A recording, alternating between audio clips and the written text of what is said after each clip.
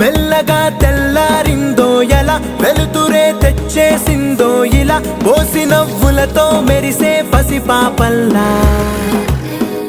చేదతో బావులలో గలగల, చెరువులో బాతుల ఈతల కళ, చేదుగా ఉన్న వేపను నమిలే వేళ.